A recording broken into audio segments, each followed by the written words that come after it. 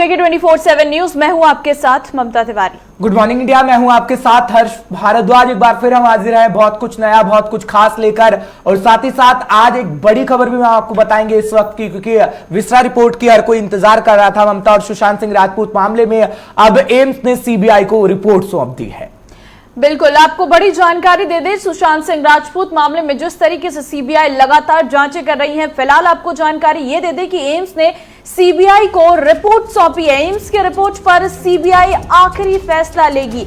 बड़ी जानकारी, सीबीआई तय करेगी सुशांत ने आत्महत्या की या फिर हत्या हुई है। ऑटोप्सी और विसरा की जांच रिपोर्ट सौंपी गई है, और ये भी बता दें एम्स ने सीबीआई को ये सभी रिपोर्ट सौंपी है। तो बड़ी जानकारी लगातार हम आप तक पहुंचा रहे हैं। इसने सीबीआई को रिपोर्ट सौंप दी है, जिसके बाद ये कहा जा रहा है कि सीबीआई तय करेगी कि सुशांत ने आत्महत्या की या फिर हत्या हुई है। क्योंकि ऑटोप्सी रिपोर्ट की जहां तक हम बात करते हैं, तो ऑटोप्सी रिपोर्ट एक तरीके की है, ये वाली जांच होती है जब उसे आप दिमागी पोस्टमार्टम कह सकते हैं, कि ये पता लगाया जा सकता है कि आखिर सुशांत सिंह राजपूत मरने से पहले क्या कुछ सोच रहे थे, जिसके कारण ये पता लग पाएगा कि उन्होंने आत्महत्या की है या फिर ये हत्या हुई है। और जहां तक विस्रा रिपोर्ट की बात करें, तो विस्रा रिपोर्ट का सभी को इंतजार था, क्योंकि विस्रा रिपोर्ट के बारे में जब हम आपको बताएं, तो विस्रा वो होता है जब शरीर के कुछ अंगों को रख लिया जाता है और ये पहचानने की कोशिश की जाती है कि आखिर इंसान ने हत्या की है या फिर आत्महत्या की है। ऐसे कई केसों में पहले हो चुका है। अब इसे सीबीआई जांचने परखने की कोशिश करेगी और फिर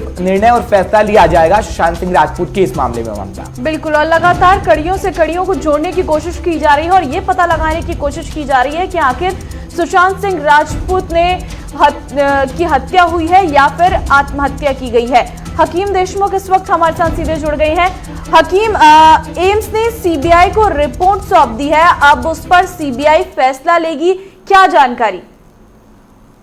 बिल्कुल, जिस तरीके से लगातार जो है वो इसका इंतजार किया जा रहा था कि एम्स की तरफ से जो है वो सीबीआई को कब ये जो है ये रिपोर्ट सौंपी जाएगी, क्योंकि जिस तरीके से सुशांत सिंह का मामला जो है, मौत का मामला, वो लगातार जो है कहीं ना कहीं सुर्खियों में रहा है। और जिस तरीके से ये अभी तक ये साबित नहीं हुआ है कि आत्महत्या थी या हत्या थी, इसको लेकर के एक बड़ा संदेह जो है वो लगातार बना हुआ था। और अब जब विसेरा का रिपोर्ट सीबीआई के हाथ में है, तो कहीं ना कहीं अब ये साफ हो जाएगा ये हत्या थी या फिर ये खुदकुशी हुई थी।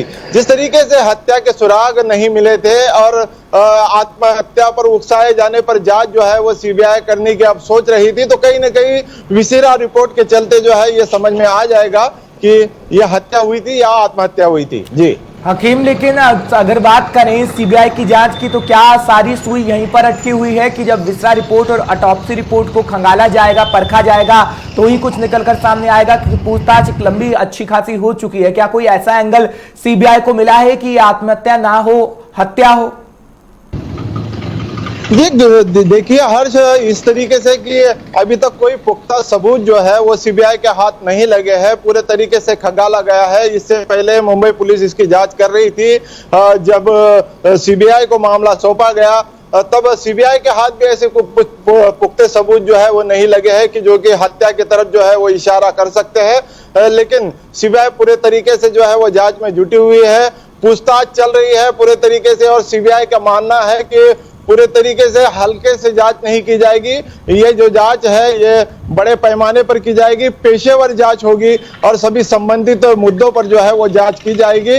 और अब विसेरा का जो रिपोर्ट है जब सीबीआई के हाथ में लग चुका है, तो कहीं ना कहीं कुछ लेवल पर जो है वो जाकर के सीबीआई रुकेगी और कुछ न कुछ सीबीआई के हाथ में जरूर लगेगा। हर्ष, लेकिन हकीम, अगर बात करें सुशांत के वकील विकास सिंह की, वो तो ये कहते हुए नजर आ रहे हैं कि केस में कोई जान नहीं नजर आ रही है।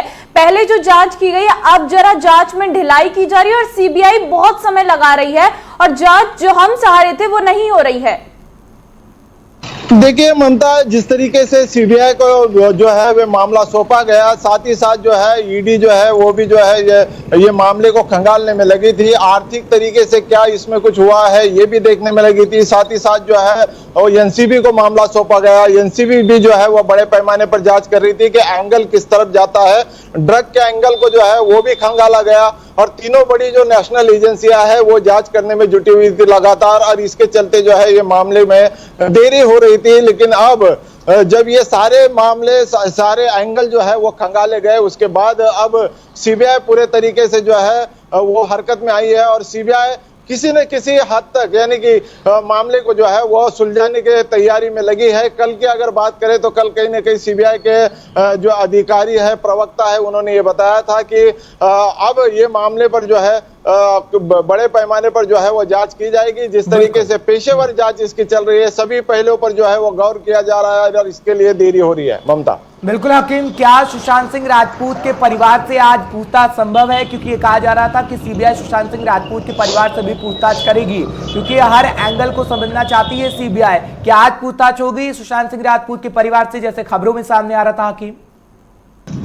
जी बिल्कुल, जिस तरीके से बात करते हैं सुशांत सिंह के परिवार के बातचीत करने की, फिर प्रियंका हो सकती है या मीतू सिंह हो सकती है, तो कहीं ना कहीं ये बात हो सकती है, लेकिन सीबीआई इन्हें कब तलब करेगी ये अभी कहना मुश्किल है। क्योंकि जिस तरीके से आज विसेरा रिपोर्ट जो है वो सुशांत सिंह का जो है वो सीबीआई के हाथ लगा है, तो कहीं ना कहीं अब उस पर जो है वो पूरे तरीके से गौर सीबीआई का होगा। हो सकता है आज जांच ना हो, तो आज ना होते हुए कल हो सकती है, लेकिन जांच जरूर होगी। क्योंकि जिस तरीके से रिया ने सुशांत सिंह राजपूत के परिवार पर जो है वो मामला दर्ज किया है, तो सीबीआई का जो है वो कर्तव्य बन जाता है कि वो सुशांत सिंह के परिवार से भी जो है वो जांच करे। इससे पहले भी प्रियंका और मीतू से जांच हो चुकी है, पूछताछ हो चुकी है, लेकिन फिर भी एक बार फिर दोनों को जो है, और साथ ही साथ सुशांत सिंह के जीजा ओपी सिंह और डॉक्टर राम मनोहर लोहिया अस्पताल के डॉक्टर तरुण को भी जो है वो बुलाया जा सकता है। और आगे क्या कुछ निकल के आता है ये जरूर देखने वाली बात होगी। हकीम, अगर बात करें विसेरा रिपोर्ट की, ब्यूरो की, जब जांच की जाएगी कब तक सीबीआई बता देगी कि क्या कुछ इसमें हुआ है? कितना समय लगेगा? जी, विसेरा रिपोर्ट का जब एम्स ने सीबीआई को सौंप ही दिया है, तो सीबीआई अब उस पर पुख्ता तरीके से जो है वो पूरी छानबीन करेगी, क्या हुआ है क्या नहीं हुआ है, और इस पर से कुछ ना कुछ निकल करके जरूर आएगा। क्योंकि जिस तरीके से विसेरा रिपोर्ट होता है, इसमें क्या पॉइजन दे करके जो है ये हत्या हुई है, पॉइजन दिया गया है या फिर कुछ और किया गया है, ये सारी चीजें जो है ये इसमें आ जाती है। जिस तरीके से हम फॉरेंसिक की बात करते हैं तो मुंबई फॉरेंसिक का भी जो है वो रिपोर्ट है, और साथ ही साथ जो है विसेरा रिपोर्ट, दोनों रिपोर्ट को जो है वो मिला करके जो है वो सीबीआई जो है वो जांच करेगी और फिर अपने हद तक यानी कि अपने लेवल पर जो है वो पहुंचेगी, और क्या कुछ निकल करके आएगा ये देख सकते हैं। चलिए, बहुत बहुत शुक्रिया हकीम तमाम जानकारी हमारे दर्शकों तक पहुंचाने के लिए और अपडेट करने के लिए। लेकिन बात एक और बड़ी खबर की करेंगे, बात करेंगे मुंबई की ही, क्योंकि एमएलए हॉस्पिटल के माफ करिएगा हॉस्टल के अंदर बम होने की सूचना मिली थी, जिसके बाद ये खबर आई कि वहां पर बम नहीं है, और तस्वीरें हम आपको दिखा रहे हैं क्योंकि ये खबर झूठी निकली है। ममता, देर रात पुलिस के पास ये धमकी का जो फोन आया था, उसके बाद पुलिस मौके पर पहुंची और पूरी इमारत को खाली किया गया, लेकिन पुलिस के हाथ कोई चीज नहीं लगी। आपको जानकारी दे दे, एमएलए हॉस्टल में बम होने की सूचना झूठी निकली। आप तस्वीरों में भी देख सकते हैं, पूरी तरीके से टीम वहां पर पहुंची और उसके बाद पूरे इलाके को खंगाला गया, पूरी इमारत को खाली कर दिया गया, लेकिन अंततः पुलिस को कुछ भी हाथ नहीं लगा। और सर्च ऑपरेशन की तस्वीरें हम आपको दिखा रहे हैं, जब पुलिस लगातार सर्च ऑपरेशन करती रही एमएलए हॉस्टल के अंदर, लेकिन ऐसा कुछ नहीं मिल पाया है। झूठी खबर ये साबित हुई है। घंटों तक सर्च ऑपरेशन चला है और तस्वीरों से आप साफ अंदाजा लगा सकते हैं कि कितनी टीमों ने इस सर्च ऑपरेशन को चलाया है, क्योंकि धमकी भरा फोन आया था जिसके बाद खंगाला गया, लेकिन फिलहाल ऐसा कुछ नहीं मिल पाया और तुरंत पुलिस को इन्फॉर्म कर दिया। पुलिस 11:45 तक यहाँ तक आ गए। यहाँ आने के बाद 3 BDDS स्क्वाड यहाँ पे चेकिंग के लिए दिए गए और 6 मंजिले तक पूरा एक एक रूम करके सब कुछ चेक कर दिया। उसमें जो कुछ रहने के लिए आए थे उन लोगों को सुरक्षित बाहर निकाला गया। अभी 1 घंटा ये सब चेक करने के बाद और आउटर भी चेक करने के बाद अभी यहाँ के जो रहने के लिए जो नागरिक थे उनको अंदर भेज दिया गया है। कुल कितने लोग उस वक्त इस बिल्डिंग में मौजूद थे? प्रकार का कॉल था, क्या कुछ जानकारी उसने दिया था? हाँ, कॉल तो बस इतना ही था कि 5 मिनट में आकाशवाणी का जो आमदार भवन है उड़ाया जाएगा। बस उस हिसाब से हमने पुलिस की टीम यहाँ आ गई है, सब चेक कर दिया है और अभी सब कुछ ठीक है। नंबर हो गया ट्रेस, अभी वो आगे की कार्रवाई। तो कृषि बिल को लेकर लगातार विरोध जारी है। बात अगर पंजाब की करें तो वहां पर यह प्रदर्शन बहुत अधिक संख्या में हो रहा है। अब बात करें पंजाब की, पंजाब में 2 अक्टूबर तक किसानों का आंदोलन रहेगा और ये भी जानकारी दे दें कि कृषि बिल के खिलाफ 2 अक्टूबर तक प्रदर्शन जारी रखने की किसानों ने मांग उठाई है और 1 अक्टूबर को अकाली दल पूरे पंजाब में प्रदर्शन करेगी। पंजाब के अलग अलग हिस्सों में प्रदर्शन लगातार जारी है। पंजाब में 2 अक्टूबर तक किसानों का आंदोलन जारी रहने वाला है। 3 कृषि विधेयक जो अब कानून में तब्दील हो चुके हैं, उनको लेकर ये प्रदर्शन लगातार जारी है। जब से बिल की बात सामने आई है तब से ही किसान सड़कों पर है। और ये भी जानकारी दे दें कि बीजेपी की सबसे पुरानी सहयोगी दल शिरोमणि अकाली दल भी एनडीए से अलग हो चुकी है और अब शिरोमणि अकाली दल की तरफ से लगातार प्रदर्शन किसानों के साथ खड़े होकर किया जा रहा है।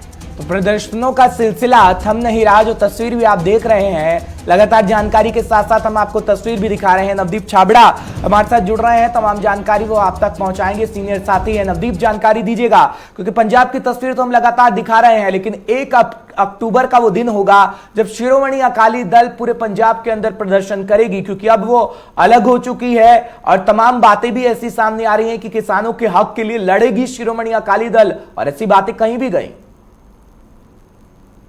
देखिए हर्ष, तमाम जितने भी संगठन हैं अकाली दल के अलावा, चाहे पंजाब सरकार या बाकी जितने राजनीतिक दल हैं, सभी ने अपने अपने एजेंडे के तहत जो है किसानों के हक में आंदोलन करने का बड़ा ऐलान जो है वो कर दिया है। सबसे पहले आज मैं आपको बताना चाहूंगा कि अभी थोड़ी देर बाद ही आज पंजाब के 31 किसान संगठन है वो एक अहम मीटिंग करने जा रहे हैं और चंडीगढ़ के अंदर ये मीटिंग होने जा रही है। और इस मीटिंग के अंदर अब किसान ये तय करेंगे कि आने वाला जो आंदोलन होगा, आने वाला कहीं ना कहीं तीनों कानूनों के खिलाफ किस तरीके से जो लड़ाई है वो लड़ी जाएगी। और एक चीज और भी है कि ये भी जानकारी आ रही है आज के जो किसान संगठन आज बैठक करेंगे और इसके बाद जो भी एक नतीजा निकलेगा, जो भी आंदोलन का एक रास्ता जो रूपरेखा तैयार की जाएगी, उसके बाद किसान संगठनों का एक बड़ा जो दल है वो पंजाब के मुख्यमंत्री कैप्टन अमरिंदर सिंह से भी आज मिल सकता है। और ये भी खबर है कि किसानों का एक बड़ा जो दल है दिल्ली के अंदर राहुल गांधी के साथ भी जो है वो मुलाकात करेगा। तो कुल मिलाकर कांग्रेस पार्टी भी लगातार ये रूपरेखा तैयार करने में जुटी है कि कैसे किसानों के साथ मिलकर इस आंदोलन को और तेज किया जाए। दूसरी तरफ जो श्रोमणी अकाली दल के अध्यक्ष सुखबीर सिंह बादल है, उन्होंने कल ही साफ कर दिया था कि जो कांग्रेस, हालांकि उन्होंने आरोप लगाया था कि कांग्रेस जो कुछ कर रही है वो पूरी तरह एक नौटंकी है और किसी भी तरीके से जो कैप्टन अमरिंदर सिंह है वो किसानों के हित में नहीं है। तो कुल मिलाकर पंजाब के अंदर आंदोलन की अलग अलग जो तस्वीरें हैं वो अब आने वाले दिनों के अंदर देखी जा सकती है, क्योंकि जितने भी पंजाब का किसान संगठन है वो पहले से ही ऐलान कर चुके हैं कि 1 अक्टूबर के बाद पंजाब के अंदर राज्यव्यापी स्तर पर अनिश्चितकालीन एक आंदोलन रेल को छेड़ा जाएगा, जिसके बाद एक बड़ी व्यापक रणनीति बनाई जाएगी। अकाली दल पहले ही साफ कर चुका है कि 1 अक्टूबर से पंजाब के अंदर आंदोलन किया जाएगा। तो वही कांग्रेस के जो नेता है और पंजाब के मुख्यमंत्री कैप्टन अमरिंदर सिंह है, कल उन्होंने खटखड़ कला के अंदर कहा था कि आंदोलन भी जारी रहेगा और कानूनी पक्ष के अंदर जो लड़ाई है वो भी हर तरीके से लड़ी जाएगी और जल्द ही पंजाब सरकार इन तीनों कानूनों के खिलाफ सुप्रीम कोर्ट का रुख करेगी। तो कुल मिलाकर आज किसानों के साथ बैठक करने के बाद हो सकता है कि क्योंकि दिल्ली से जो कानूनी माहिरों की टीम है वो भी पंजाब पहुंच रही है, तो पंजाब के मुख्यमंत्री उनसे बातचीत करेंगे और उसके बाद ये तय किया जाएगा कि सुप्रीम कोर्ट के अंदर किस आधार पर, किस एजेंडे के तहत जो है या क्या ग्राउंड लेकर जो है इस तीनों कानूनों के खिलाफ एक याचिका दाखिल की जाएगी। बिल्कुल, तो लेकिन अगर बात करें, आपने जिस तरीके से भी बताया कि शिरोमणि अकाली दल की तरफ से ये कहा गया है कि कैप्टन अमरिंदर सिंह जो प्रदर्शन कर रही है वो दिखावा है। अब ये नहीं लग रहा है कि ये आंदोलन से हटकर राजनीति भी शुरू हो चुकी है पूरे मामले पर? अब जो विपक्षी पार्टियां जो किसानों के अपने आप को किसानों का हितैषी बता रही है वो खुद ही आपस में लड़ने लग जा रही है और ये रणनीति इसलिए क्योंकि आगे वाले चुनाव है। उन विधेयकों तक तो बात नहीं रह गई, बात आगे चुनाव तक पहुंच गई है और अपनी राजनीति को चमकाने की होड़ लग गई है। देखिए ममता, अगर मैं पंजाब के मुख्यमंत्री या फिर कांग्रेस की बात करूं तो कल पंजाब के मुख्यमंत्री ने एक बार फिर कहा था कि किसानों का जो आंदोलन है वो एकजुट होकर लड़ना चाहिए और मैं उसका नेतृत्व करने के लिए तैयार हूं।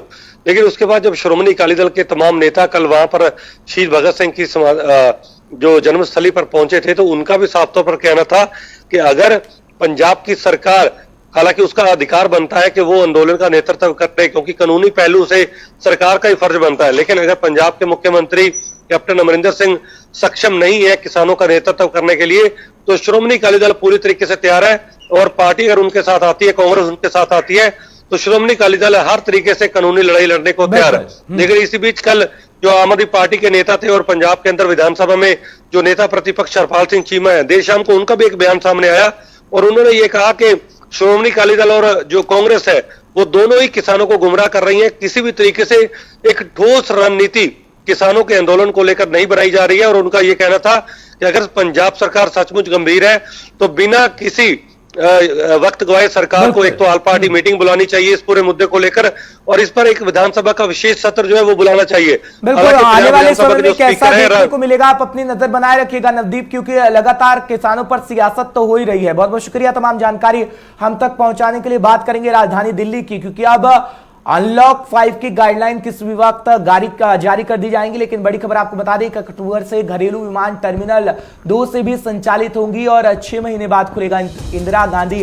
अंतरराष्ट्रीय एयरपोर्ट टर्मिनल नंबर 2 और पहले फेज में 96 जोड़ी उड़ानों का आवागमन होगा। जो जानकारी इस वक्त मिल रही है राजधानी दिल्ली से, अक्टूबर के अंतिम सप्ताह तक संख्या बढ़ाकर 180 तक कर दी जाएगी। बड़ी खबर इस वक्त की हम आप तक पहुंचा रहे हैं। बिल्कुल, लगातार अनलॉक के फेज में इस वक्त देश है और जिस तरीके से अनलॉक 5 का फेज शुरू हो रहा है, उससे पहले ये बड़ी जानकारी सामने आ रही है कि 1 अक्टूबर से घरेलू विमान टर्मिनल 2 से भी संचालित की जाएगी और 6 महीने बाद खुलेगा इंदिरा गांधी अंतरराष्ट्रीय एयरपोर्ट टर्मिनल 2। और ये भी बता दें कि अगर पहले फेज में जो होगा वो 96 जोड़ी उड़ानों को आवागमन किया जाएगा और साथ ही अक्टूबर के अंतिम सप्ताह तक संख्या बढ़ाकर 180 की जाएगी। अब धीमे धीमे देश अनलॉक की तरफ बढ़ रहा है और जिंदगी को पटरी पर लाने की सरकार पूरी तरीके से कोशिश कर रही है।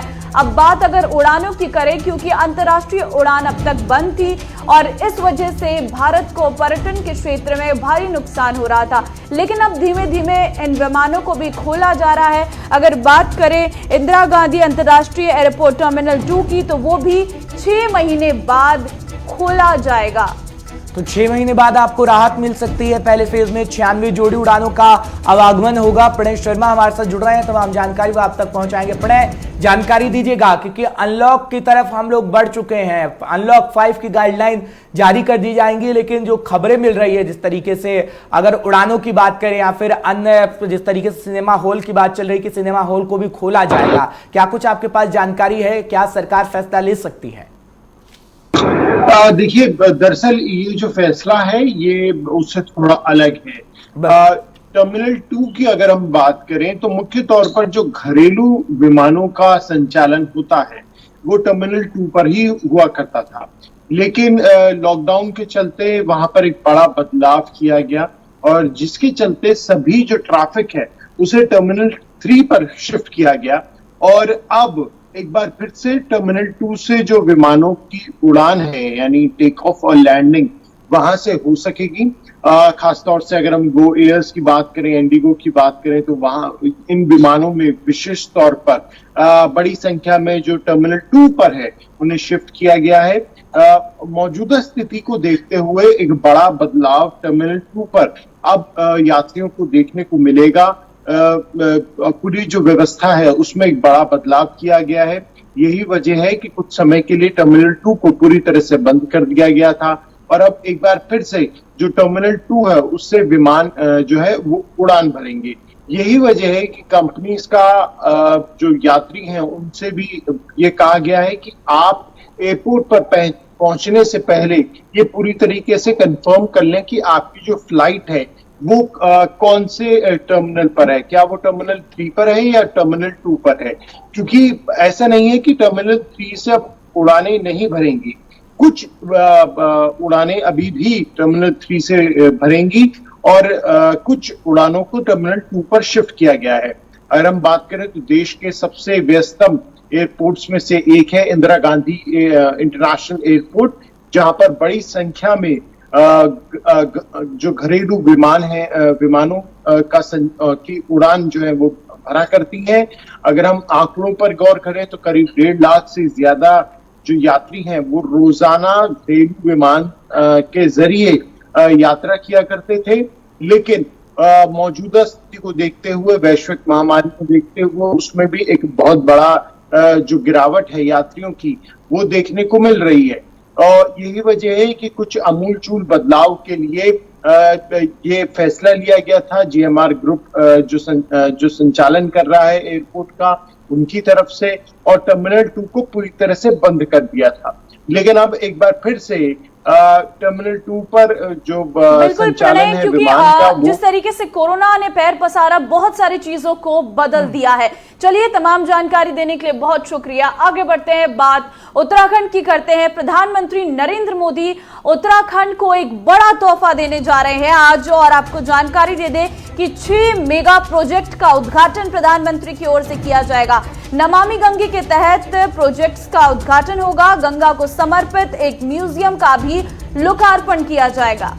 तो बड़ी जानकारी, गंगा को समर्पित एक म्यूजियम का भी लोकार्पण किया जाएगा। इस तरीके से जानकारी हम आपको दे रहे हैं। उत्तराखंड के लोगों को आज तोहफा देते हुए प्रधानमंत्री नरेंद्र मोदी नजर आएंगे। पीएम मोदी 6 मेगा प्रोजेक्ट का उद्घाटन भी करेंगे और नमामि गंगे के तहत प्रोजेक्ट का उद्घाटन होगा, क्योंकि जो पहले जानकारी मिल रही थी, क्योंकि आज का दिन तय किया गया है और उत्तराखंड के लोगों को तोहफा देते हुए प्रधानमंत्री नरेंद्र मोदी नजर आएंगे। और साथ ही साथ आपको ये भी हम जानकारी दे दें कि गंगा को समर्पित एक म्यूजियम का भी लोकार्पण किया जाएगा और म्यूजियम को देखने दूर दूर से लोग भी आ सकेंगे, ये भी कहा जा रहा है। और उत्तराखंड को इससे काफी लाभ होगा पर्यटन के जरिए, और ये कहा जा रहा था कि इस तरीके से पर्यटन क्षेत्र को मजबूत करने की कवायद जो प्रधानमंत्री नरेंद्र मोदी कर रहे हैं, एक कहीं ना कहीं उसी का उदाहरण ये साबित हो सकता है जब प्रधानमंत्री आज इसका उद्घाटन करते हुए नजर आएंगे। ममता, बिल्कुल, उत्तराखंड के लोगों को आज बड़ा तोहफा प्रधानमंत्री दे सकते हैं और 6 मेगा प्रोजेक्ट हैं जिनका उद्घाटन प्रधानमंत्री की ओर से किया जाएगा।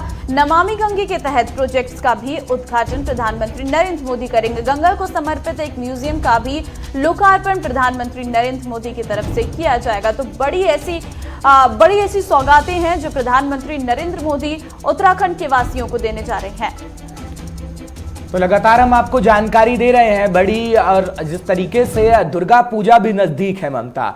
अब समारोह होता था दुर्गा पूजा में, लेकिन कोरोना का कहर है, अब उस पर रोक लगा दी गई है। आप पंडाल में एक जगह इकट्ठा नहीं हो सकते हैं क्योंकि दुर्गा पूजा के सार्वजनिक आयोजन पर रोक रहेगी। शर्तों और कोरोना गाइडलाइन के साथ रामलीला का मंचन होगा।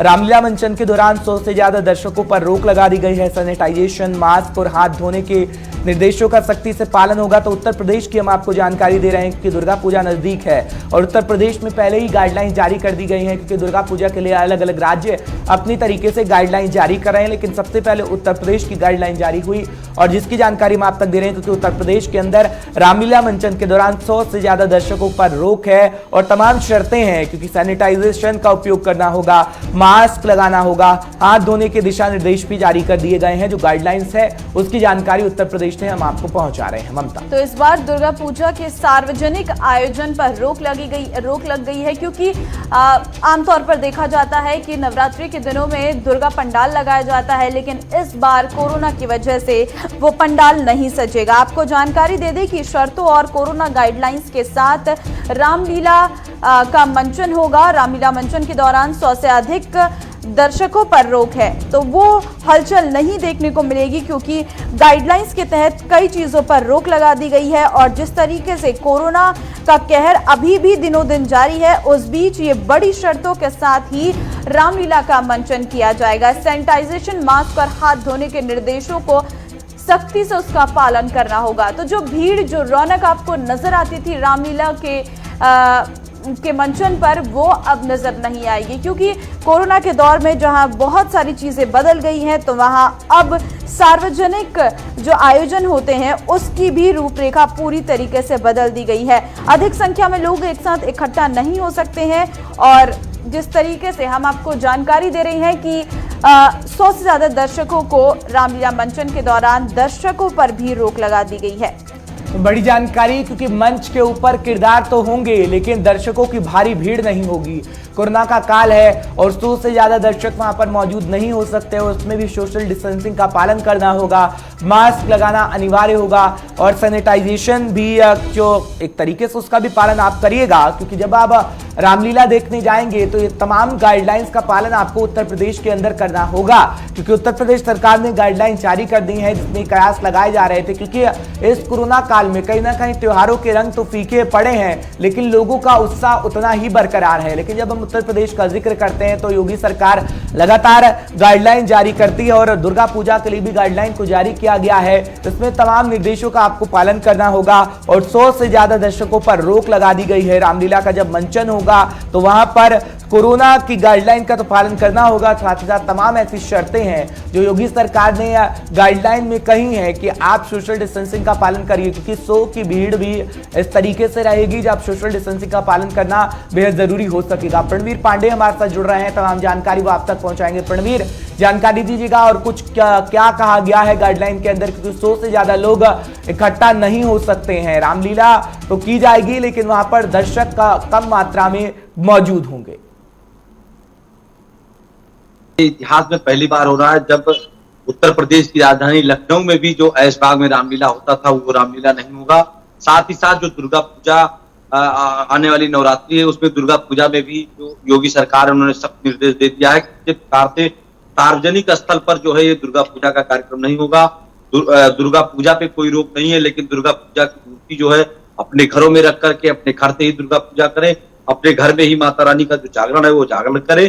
किसी प्रकार से जो भीड़ है भीड़ इकट्ठा करने की बिल्कुल इजाजत नहीं है। जैसा कि आपने देखा है कि आज जितने भी त्योहार गुजरे हैं, चाहे वो मुहर्रम हो, चाहे वो बकरीद हो, किसी भी प्रकार का कोई भी त्योहार हो, चाहे हिंदू का हो चाहे मुस्लिम का हो, लगातार जो सरकार कोविड-19 के जो संक्रमण काल है, जो इसकी चैन है उसको तोड़ने के लिए जो भारत सरकार की गाइडलाइन है उसके दिशा निर्देशों का लगातार पालन कर रही है और जनता को भी उसको करने की कोशिश कर रही है। शासन प्रशासन को उस पर कड़ी कार्रवाई करने का भी निर्देश दिया जा रहा है और जो भी इस पर उल्लंघन कर रहा है उसके खिलाफ कार्रवाई मुकदमा पंजीकृत से लेकर के जेल तक भी भेजने के लिए अब योगी सरकार ने कमर कस दी है। किसी प्रकार का कोई उल्लंघन नहीं किया जाएगा। आने वाले त्योहार में रामलीला, नवरात्रि में जो है दुर्गा पूजा का जागरण लगातार जगह जगह हो रहा है।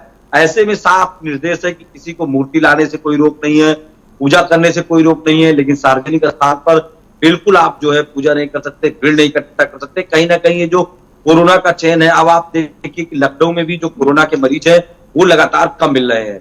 बिल्कुल, अगर इसके दूसरी तरफ देखिए, जो दुर्गा महोत्सव से जुड़े जो व्यवसायी थे उनको एक बड़ी मार झेलनी पड़ेगी, क्योंकि ये वो समय था जब अच्छी खासी आर्थिक सहायता उन्हें मिलती थी, लेकिन इस बार उन पर एक बड़ा बोझ पड़ेगा। देखिए, इस समय देश में महामारी है, आर्थिक मार तो वैसे ही देश झेल रहा है। ये सिर्फ एक संस्था नहीं, चाहे दुर्गा पूजा हो चाहे रामलीला कमेटी हो, उनको नहीं, इस समय पूरी देश को अर्थव्यवस्था से झेलना पड़ रहा है।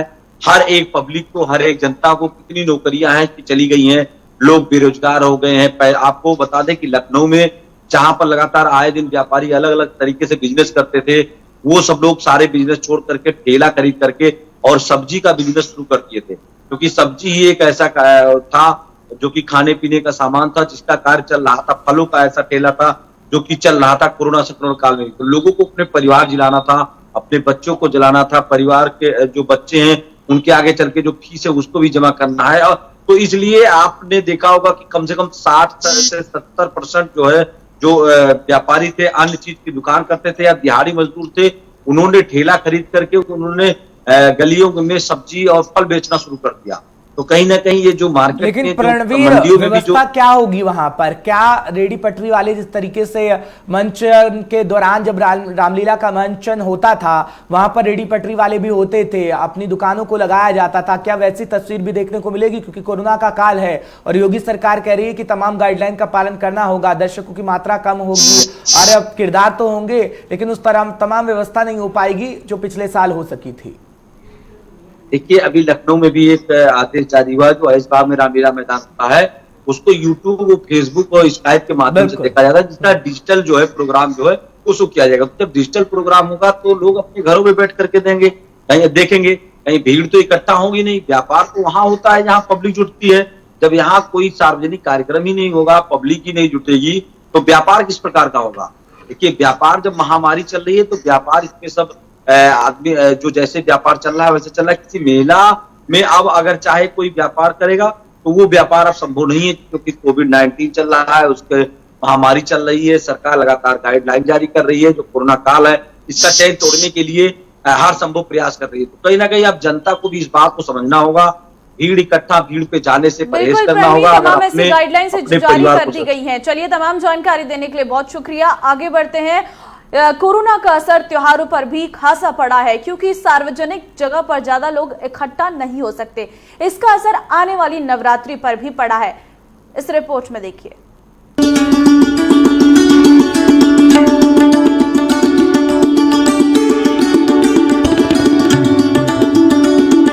शारदीय नवरात्रि अगले महीने 17 अक्टूबर से 25 अक्टूबर तक चलेंगे। इस त्योहार की धूम पूरे देश में देखने को मिलती है। हर राज्य में मां का स्वागत अपने ही अंदाज में किया जाता है। कोलकाता में मां की मूर्तियां और पंडालों की सजावट देखते ही बनती है, तो वहीं गुजरात के गरबे का तो क्या ही कहना। लेकिन इस साल कोरोना की वजह से हर राज्य ने त्योहारों पर रोक लगा दी है, ताकि लोग सुरक्षित रहें और ये बीमारी और तेजी से अपने पांव ना पसार सके, जिसका असर अब बाजारों में भी दिखना शुरू हो चुका है। नवरात्रि के मौके पर वैसे तो हर कोई अपने तरीके से इस त्योहार को मनाता है, लेकिन गुजरात में इसका असर कुछ खास ही होता है। हर वर्ग के बीच गुजरात के गरबे का प्यार देखते ही बनता है। हर किसी को हर साल केवल नवरात्रि के गरबे का इंतजार होता है, और नवरात्रि में लोग खास करके खुद की ड्रेस का ध्यान रखते हैं, जिसकी तैयारी नवरात्रि के 2 महीने पहले से ही शुरू हो जाती है। हालांकि इस साल गुजरात में भी नवरात्रि महोत्सव की रौनक देखने को नहीं मिलेगी, और न ही इसे धूमधाम से सेलिब्रेट किया जाएगा। दरअसल गुजरात सरकार ने फैसला किया है कि इस साल कोरोना के चलते राज्य के किसी भी कोने में नवरात्रि महोत्सव का आयोजन नहीं किया जाएगा, जिसके चलते लॉ गार्डन ट्रेडिशनल मार्केट में व्यापारी सुबह से अपने स्टॉल पे सामान लगाकर बैठ तो गए हैं, लेकिन दिन में 200 से 500 रुपए का धंधा ही कर पाते हैं।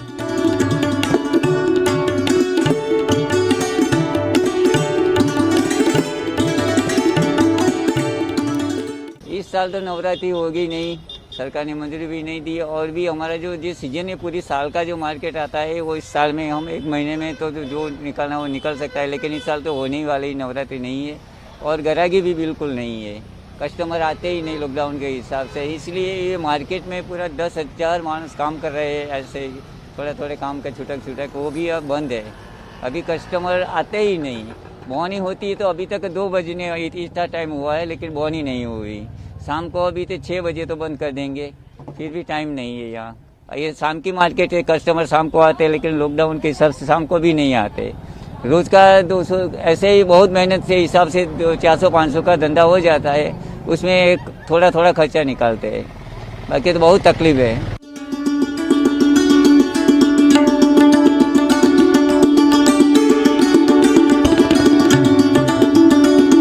व्यापारियों का कहना है कि नवरात्रि न मनाने के चलते मार्केट में कोई खरीदारी नहीं हो रही, जिसके चलते ट्रेडिशनल ड्रेस बनाने वाले कारीगरों की हालत बहुत खराब होने वाली है।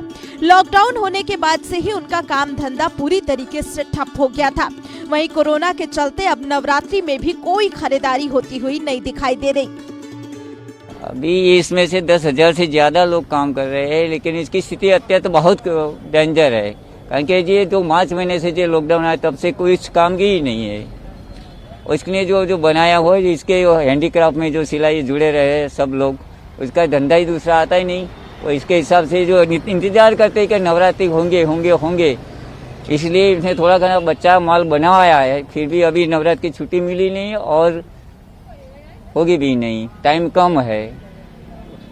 अभी 2 दिन से ऐसा हुआ है कि 12 से 6 बजे तक, ये शाम की मार्केट है, 4 बजे से 12 बजे तक रहती थी, लेकिन कल से 12 से 6 बजे कर दिया। 2-3 घंटे में क्या करेंगे सर। आपको बता दें कि गुजरात में नवरात्रि के ट्रेडिशनल ड्रेस वहां के गांव से बनकर आते हैं। गुजरात का ट्रेडिशनल आर्ट हाथी है और उसके पीछे करीब 10,000 से ज्यादा लोग जुड़े होते हैं। इसमें हैंडीक्राफ्ट वर्क, टेलर और अन्य काम करने वाले लोग जुड़े होते हैं। जिसके चलते law garden traditional market Navratri के 2 महीने पहले से लोगों की खरीदारी का केंद्र बन जाता है और मार्केट में बड़ी चहल पहल देखने को मिलती है। लेकिन इस साल कोरोना महामारी के चलते कुछ ही दिन बाकी रह गए हैं, फिर भी मार्केट में कोई कस्टमर दिखाई नहीं देता, जिसके चलते व्यापारियों में निराशा देखने को मिल रही है।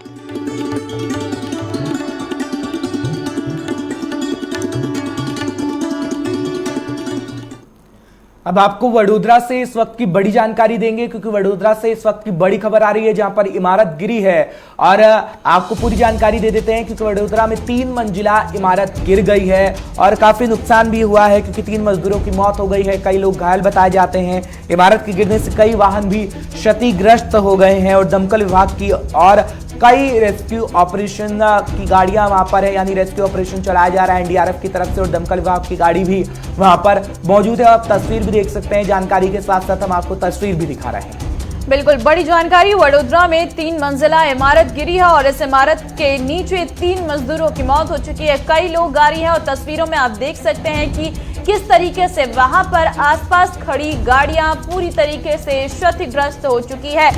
दमकल विभाग की ओर से रेस्क्यू ऑपरेशन लगातार किया जा रहा है। बड़ी जानकारी, क्योंकि जिस तरीके से इससे पहले मुंबई में भी कुछ तस्वीरें देखने को मिली थी, लेकिन अब वडोदरा में भी ऐसी ही तस्वीर सामने आई है जहां पर 3 मंजिला इमारत गिरी है और इस इमारत के नीचे 3 मजदूरों की मौत हो चुकी है, कई घायल हैं जिनका इलाज अस्पताल में चल रहा है। आप देखिए, जिस वक्त ये घटनाक्रम हुआ उस वक्त भारी संख्या में लोगों की भीड़ वहां पर इकट्ठा हो गई। तो बड़ी जानकारी लगातार हम आप तक पहुंचा रहे हैं, क्योंकि रेस्क्यू ऑपरेशन लगातार चलाया जा रहा है। तस्वीरों में आप देख सकते हैं, क्योंकि कई वाहन क्षतिग्रस्त हुए हैं। और बात अगर करें, 3 मजदूरों की मौत हो गई है, कई लोग घायल बताए जाते हैं, घायलों को इस वक्त अस्पताल में भर्ती कराया गया है और इमारत गिरने से क्षतिग्रस्त हो गए हैं कई वाहन और कई घरों को नुकसान हुआ है। फिलहाल रेस्क्यू ऑपरेशन लगातार जारी है, क्योंकि ये रेस्क्यू ऑपरेशन दमकल विभाग की ओर से किया गया है। महिपाल सिंह हमारे साथ जुड़ रहे हैं तमाम जानकारी के लिए फोन लाइन पर। महिपाल, जानकारी दीजिएगा, 3 मजदूरों की मौत की खबर आ रही है, क्या ये संख्या बड़ी है और घायल कितने व्यक्ति बताए जाते हैं अब तक इस मामले में? जी, हर जिस तरीके से ये वाकया है वो बहुत ही बड़ा माना जाता है, क्योंकि कंस्ट्रक्टेड साइट है, यानी कि अभी कंस्ट्रक्शन चालू है। वहां पर मजदूर जिस तरीके दबे हैं, दो इंसान थे, यानी कि 2 पुरुष थे और 1 महिला थी, 3 लोगों की मौत हो चुकी है। अभी एक गंभीर रूप से घायल है, उसको अस्पताल ले जाया गया है और दूसरे भी लोग दबे होने की आशंका है। यहाँ पे रेस्क्यू का ऑपरेशन चालू है, जो दमकल की गाड़ियां हैं और अन्य टीमें भी यहाँ पे उपस्थित है, वो भी काम कर रही है और जल्दी से जल्दी बचाव कार्य में जुड़ी हुई है। और जो अभी जल्दी, यानी कि जल्दी सुबह में ये हादसा हुआ, जिसकी वजह से गाड़ियां भी खड़ी थी, गाड़ियां भी दब चुकी है, यानी कि कहीं ना कहीं कोई इंसान न हो इस बात को लेके ये पूरा का पूरा ऑपरेशन चलाया जा रहा है और जल्दी से जल्दी अगर जो कोई दबा हुआ है उसको भी निकाला जाएगा। इमारत गिरने की क्या कुछ वजह सामने आ रही है? इमारत गिरने की ममता ये वजह है कि ये कंस्ट्रक्टेड साइड है, यानी कि अभी तक पूरा कंस्ट्रक्शन नहीं हुआ है, यानी कि कहीं ना कहीं जो माल, यानी कि क्वालिटी वाला जो माल होना चाहिए वो यहाँ पे नहीं यूज हुआ होगा, उसी वजह से ये सारा वाकया हो सकता है। क्योंकि कंस्ट्रक्टेड साइड यानी कि पक्का काम होना चाहिए, लेकिन यहाँ पे कहीं ना कहीं कच्चा काम हो सकता है, जिसकी वजह से ये सारी घटना हो सकती है और पूरी इमारत गिरना यानी कि काम सही से नहीं हुआ होगा, ऐसी बात मानी जा सकती है। बिल्कुल महिपाल, क्या प्रशासन की तरफ से कोई प्रतिक्रिया सामने आई हो? नहीं, प्रशासन की ओर से हर कोई प्रतिक्रिया अभी तक तो सामने नहीं आई है। उन्होंने बताया है कि अभी तो इस तरीके से अभी रेस्क्यू ही चलता रहेगा, रेस्क्यू के बाद में कुछ ना कुछ सोचा जाएगा कि जांच हो और इसमें अगर जो कोई दोषी पाए जाते हैं उनके खिलाफ कोई कार्रवाई हो। अच्छा महिपाल, जिस इलाके में ये घटना हुई है वो कैसा इलाका था? क्या पॉश इलाका था? क्योंकि बड़ी अनहोनी हो सकती है और अगर आप बोल रहे हैं कि 3 मंजिला इमारत ये गिरी है और कई लोग थे, तो फिर संख्या बढ़ भी सकती है, जो एक मुश्किल खड़ा कर सकता है। जी ममता, जिस तरीके से ये जो इलाका माना जाता है, बमपुरा का इलाका माना जाता है, ये जो इलाका है वो रिहायशी इलाका है, यहाँ पे बहुत सारे लोग रहते हैं और ये तो 3 मंजिला इमारत आसपास में जो रिहायशी इलाके भी है और मकान भी है, जिसकी वजह से लोगों को ये पता चला धड़ाका हुआ तो लोग सारे बाहर आ गए, इकट्ठा हो गए, भीड़ इकट्ठा हो गई, यानी कि कहीं ना कहीं बड़ी भी घटना हो सकती थी। और शायद हो भी सकता है कि दमकल की जो टीमें यहाँ पे लगी है और रेस्क्यू कर रही है तो ज्यादा भी लोग दबे आ सकते हैं। बिल्कुल महिपाल, और अपनी नजर आप बनाए रखिएगा। बहुत बहुत शुक्रिया तमाम जानकारी हम तक पहुंचाने के लिए और हमारे दर्शकों को अपडेट करने के लिए। लेकिन एक और रिपोर्ट के बारे में ममता बताएगा दर्शकों को। बिल्कुल, बवानीखेड़ा परिवहन विभाग के कुछ कर्मचारियों की तरफ से बस स्टैंड की काया ही पलट दी गई है। जिस तरीके से आमतौर पर बस स्टैंड में गंदगी, धूल देखने को मिलती है, लेकिन ये बस स्टैंड परिसर पूरी तरीके से एक पार्क में तब्दील हो गया है। देखिए रिपोर्ट। किसी भी काम की सफलता उसकी मेहनत में ही छुपी रहती है। बस हमें उसे पहचानने की जरूरत है, क्योंकि मेहनत ही हमेशा रंग लाती है। कुछ ऐसी ही मेहनत और लगन की कहानी परिवहन विभाग के 2 कर्मचारियों की है। ये तस्वीरों में जो आप चारों ओर हरियाली देख रही हैं, ये 2 कर्मचारियों की 2 साल की मेहनत का नतीजा है। वैसे तो ये दोनों बवानीखेड़ा परिवहन विभाग में कर्मचारी हैं, लेकिन इन्होंने अपनी ड्यूटी से टाइम निकालकर इस बस स्टैंड के परिसर को पार्क का रूप दे दिया। मुख्य उद्देश्य यही था कि हम परिवहन विभाग के कर्मचारी हैं, अपनी ड्यूटी के साथ साथ अपने टाइम निकाल के हमने अपने बस स्टैंड के ऊपर लगभग 2 साल की मेहनत करते हुए 2 साल पहले हमने शुरुआत की थी, जो आज हमारे बस स्टैंड पर देखने को मिल रही है। प्रतिदिन पहले तो हम अपने ऑन रूट हमारी ड्यूटी थी, अपना टाइम निकाल के छुट्टी के दिन 2 छुट्टी होती है, एक छुट्टी लेके हम यहाँ पर आते हैं। में एक परिचालक अजमेर भाई था, उसके हम दोनों ने अपने मिलके यहाँ सहयोग करा अपने पूरे बस आगे द्वारा। तो हमने विभाग से इसमें मसले पे हमने विभाग से कोई भी राय नहीं, अपनी सोच के अनुसार अपनी जेब से अपने खर्चे पे अपने ये हमने रैबरा बनाने का काम किया। बवानीखेड़ा परिवहन विभाग के ये कर्मचारी पूरे दिन कड़ी मेहनत से पेड़ पौधों की देखभाल करते हैं, ताकि पर्यावरण का संतुलन बना रहे। उनका मानना है कि आज बीमारियों और महामारी के फैलाव को पेड़ पौधे लगाकर ही कम किया जा सकता है। पेड़ पौधों से निकलने वाले ऑक्सीजन से हमारा बीमारियों से भी बचाव बना रहता है। पिछले 2 साल से अपनी ड्यूटी के अलावा भी वो इन पेड़ पौधों की देखभाल करना भी अपना कर्तव्य समझते हैं, ताकि आम आदमी इस ओर और जागरूक हो सके और पर्यावरण का भी संतुलन बना रह सके। जीवन बहुत कठिन होता हुआ जा रहा है। अगर पेड़ पौधे लगाएंगे आगे आने वाली हमारे जनरेशन और हम अपने सुरक्षित सांस लेके इस धरती के ऊपर जीवित रहेंगे। और आखिर में यही संदेश देना चाहता हूँ, इससे प्रदेश और देश के हर नागरिक को हर साल कम से कम 10 पौधे जरूर लगाने चाहिए। फल फूल और हरे भरे पेड़ पौधे यहाँ आने वाले यात्रियों के लिए भी मनमोहक बने हुए हैं, जो कि अपने आप में एक सुंदरता का संदेश दे रहे हैं। लेकिन परिवहन कर्मचारियों की इस मेहनत का आज तक किसी भी विभागीय अधिकारी ने कोई सुध नहीं ली और न ही कोई सहायता इसे बढ़ावा देने के लिए दी गई। Bureau report, JK 24/7 news. अब बात करेंगे उपचुनावों की, क्योंकि उपचुनाव को लेकर कभी भी चुनाव आयोग ऐलान कर सकता है और बैठक आज उपचुनाव को लेकर चुनाव आयोग की होनी है, क्योंकि चुनाव आयोग की बैठक आज होने जा रही है और उपचुनावों की तारीखों का ऐलान किया जा सकता है। 64 विधानसभा और 1 लोकसभा सीट पर उपचुनाव होना है। उपचुनाव की तारीखों और अन्य मामलों पर आज फैसला हो सकता है, जिसकी जानकारी हम आप तक पहुंचा रहे हैं। बिल्कुल, जिस तरीके से पहले ये कयास लगाए जा रहे थे कि जब बिहार विधानसभा चुनाव की तारीखों का ऐलान हो जाएगा उसी वक्त चुनाव आयोग उपचुनाव की तारीख भी बता देगा, लेकिन ऐसा नहीं हुआ है। इसलिए आज चुनाव आयोग की तरफ से एक बैठक बुलाई गई है और इस बैठक में उपचुनाव की तारीखों का ऐलान हो सकता है। 64 विधानसभा और 1 लोकसभा सीट है जिस पर उपचुनाव होने वाला है। उपचुनाव की तारीखों और अन्य मामलों को लेकर आज फैसला सुना सकते हैं चुनाव आयोग की टीम, क्योंकि लगातार चुनाव आयोग की तरफ से कोरोना काल में चुनाव कराने की घोषणा तो कर दी गई है और बिहार में विधानसभा चुनाव की तारीखों का ऐलान भी हो चुका है, लेकिन अब बात उपचुनाव की है, क्योंकि कई सीट ऐसी हैं जहां पर उपचुनाव होने वाला है। उन सीटों की अगर बात करें तो 64 विधानसभा सीट है और 1 लोकसभा सीट है जहां पर उपचुनाव होने वाला है। इसलिए आज इसको लेकर चुनाव आयोग तारीखों का ऐलान और गाइडलाइंस साथ साथ दोनों का ऐलान कर सकती है। बिल्कुल, क्योंकि कोरोना काल के बीच उपचुनाव होंगे तो तमाम गाइडलाइंस भी जारी कर दी जाएंगी। जैसे विधान सभा चुनाव बिहार के जो हो रहे हैं उसकी तारीखों का ऐलान किया गया, तो तमाम गाइडलाइंस है। यहाँ पर पोलिंग बूथ की व्यवस्था को लेकर बात कही गई है, सोशल डिस्टेंसिंग को लेकर तमाम व्यवस्थाएं की गई हैं। इसी तरीके से जब उपचुनावों का जिक्र करते हैं तो आज ऐलान तो हो सकता है, लेकिन गाइडलाइंस भी जारी कर दी जाएंगी और आयोग की बड़ी बैठक हो रही है। आयोग तमाम तरीके से फैसला लेगी और उपचुनावों की तारीखों का ऐलान किया जा सकता है। बड़ी जानकारी हम आप तक पहुंचा रहे हैं। 64 विधानसभा और 1 लोकसभा सीट पर ये उपचुनाव होना है। उपचुनावों की तारीखों और अन्य मामलों पर बड़ा फैसला किया जा सकता है, जो आज होना है, और बैठक तकरीबन 1 से 2 बजे के बीच होनी है, जिसकी जानकारी भी हम तक मिल रही है।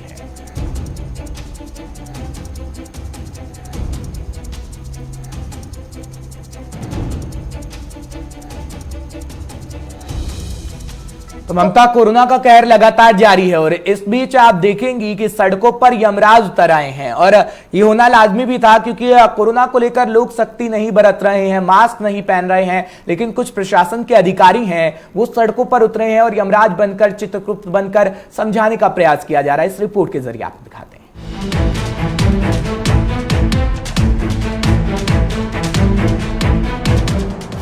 भारत में कोरोना के मामले लगातार बढ़ते जा रहे हैं।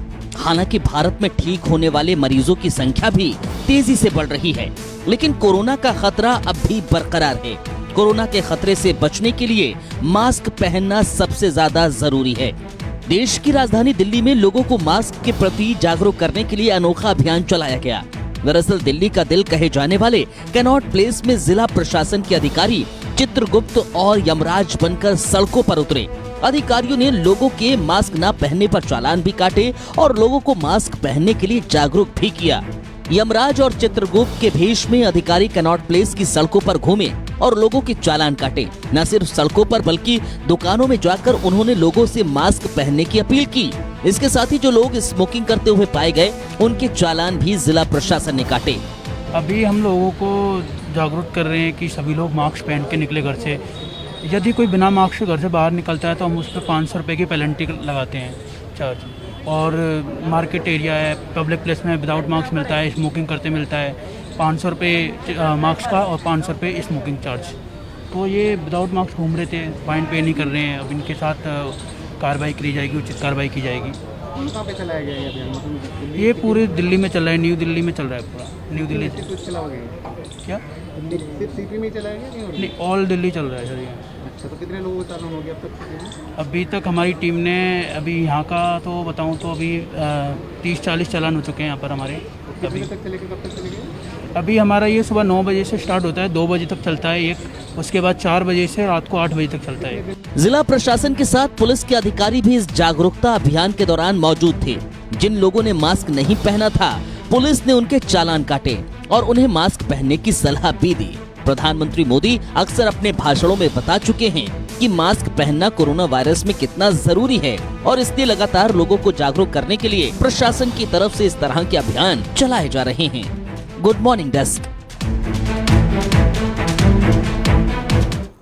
आगे बढ़ते हैं, अब बात करते हैं केरला की, जहां पर आपको लोग अक्सर अपने घरों में पालतू कुत्तों को पालते हैं, लेकिन केरला की कुछ तस्वीर ही अलग है। आपको जानकारी दे दें कि लोग जहां अपने घरों में डॉग्स को पालते हैं, लेकिन केरल के कोट्टायम में एक महिला ऐसी है जो आवारा कुत्तों की देखभाल करती है। 70 साल की यह महिला के पास 1 नहीं 2 नहीं बल्कि 60 कुत्ते हैं जो आवारा कुत्ते हैं। आपको जानकारी दे दें, इन कुत्तों को वो सड़कों से उठाती है और इनकी देखभाल करती है। अपने खर्च से वो इन आवारा कुत्तों को पालती है। कई बार तो ये स्ट्रीट डॉग्स उन्हें काटते भी है, लेकिन उसकी परवाह किए बिना ये महिला इन आवारा कुत्तों को पाल रही है।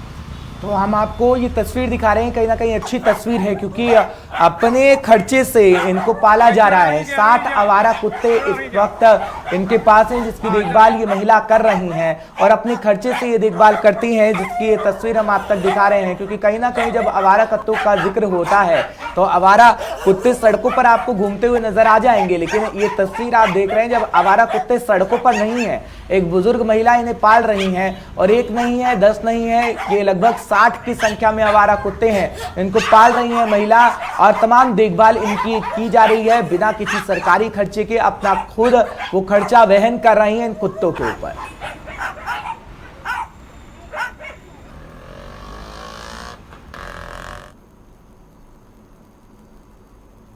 तो केरल से मानवता की एक अलग तस्वीर है, जहां हम अमूमन देखते हैं कि सड़कों पर आवारा कुत्ते घूमते हैं, लेकिन ये महिला उन कुत्तों को अपने घर लाती है और उनका पूरा खर्चा खुद से उठाती है। तो वक्त आपसे अलविदा कहने का हो गया है, इसी उम्मीद के साथ कि कल फिर आपसे मुलाकात होगी कुछ नए अंदाज में और बहुत कुछ खास आपके लिए लेकर आए।